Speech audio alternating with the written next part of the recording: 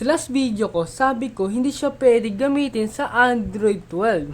So, layon, nakahanap ako ng app na pwede siya gamitin dito sa Android 13. Sa ROG Phone 6 pa, ng Blackshark Gamepad 2. So, ano pa hinihintay mo? Tara, let's go, gawin na natin. Punta ka lang sa Play Store. I-type mo lang Mantis Pro. Mouse Pro. So, yan lalabas. Pero ang kailangan natin ito, Mantis Gamepad Pro Beta. Ito lang yung kailangan natin i-download para magamit natin yung Blackshark Gamepad 2. Sundan mo lang aking video at para hindi ka maligaw sa ating gagawin. Open mo lang yan. Alam mo lang. So, ito lalabas dyan. X mo lang dito, ads lang yan. So, unang start is hindi mo to. So, meron kasi button yan sa dito. May button yan. Is hindi mo lang yan. Ayun, no? So, pag nakita mo ganyan siya, naghahanap siya ng signal pag ganyan. Pag patay sindi ang ilaw. So, scroll down mo lang. Punta ka sa Bluetooth. On mo lang yan.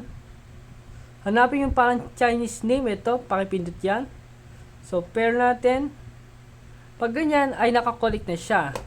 So, back mo lang. Mamimili ka dyan kung anong klase name ng gamepad na gusto mo i-connect. Sa PlayStation na lang tayo. So, save natin yan. After mo save, ito pakipindot ito manually. So, yan. Start mo lang yan. Para malaman mo kung lahat ba'y gumagana ng button. So, pindutin mo to. So, success. So, ito din. At success din. At ito din sa baba. At success din. At ito din. Yan. Lahat yung pipindutin mo. Skip mo yung ating button. Skip din. Skip. So, yan. Pindutin mo lang yan. Success din. So, skip mo din yan. So, ito. O, success din. So, skip. Skip mo din yan. So, kasi hindi gagana. Skip mo lang din. Skip, skip, skip, skip. Ito yun. So, gumagana siya. Success din. Ito din. So, success. Lahat gumagana. So, goods yun. O, done tayo. Pagtaas na done ito, tap to start to Mantis body. So, yan. Dito tayo medyo mahihirapan kaya huwag mo i-skip to kaibigan. Sundan mo lang ang aking video para hindi ka maligaw. Enable natin to. Scroll down mo lang, hanapin mo siya. So, i-allow mo lang yan sa display over the other apps. Back mo lang din. Set to. Use with the... So, ito yung medyo mahirap. So, ito yung sabi. Pag pinindot niyan, sabi, please open the develop option. So, paano mabuksan yon? Punta ka lang dito sa settings. Ayan, pindot mo yung settings. So, punta ka lang sa system. Punta ka sa about phone. Tapos, scroll down mo lang. So, super information. Build number. Pakipindot ang build number ng 4 na beses. So, tapos na. At nabuksan na natin. So, after natin mabuksan yon, back mo na. Back mo ulit. So, lalabas na yan. Level option. So, ito. 3 lang ang kailangan natin buksan dito. At wag mo na i-skip. Ayo. Yan. At dito sa upisa. Scroll down mo lang. So, ito yon. Pakibuksan to. Yan. Pakibuksan mo yan. Oh. Tapos, ito. Wireless device. Pakibuksan din yan. Ito yon.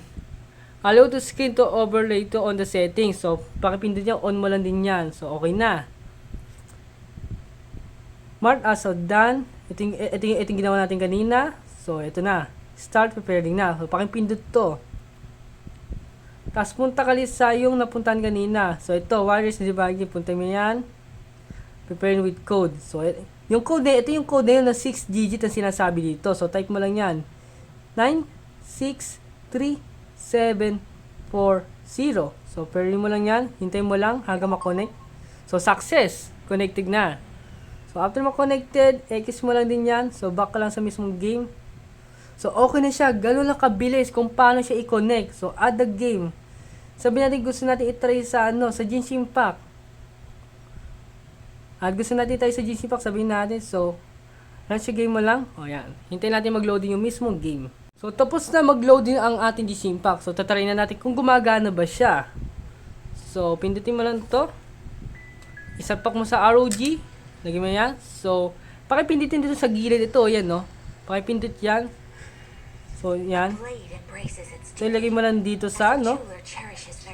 Oh. At gumagana siya sa Genshin Impact. So, yan ang sinasabi ko. So, okay ang apps nito at gumagana siya sa Genshin Impact. na sinabi ko sa una na hindi siya pwede gamitin sa Android 13 o Android 12. Pero ngayon, nakita nyo naman gumagana siya. So, add pa natin more key. Ito sa pagtalon. Ito lalagay ko sa pagtalon to. O sa attack. Wala, lagyan natin sa attack. Tapos, add the key ulit tayo. Pakipindot to. Sa jump to. Okay? Sabi ko, gusto ko ilagay sa jump. So, add the key tayo. Ito, gusto ko sa second skill. Gumagana na siya sa GC Impact Leon. O, sana nakatulong video nito para sa'yo. Please follow and subscribe for more video like this.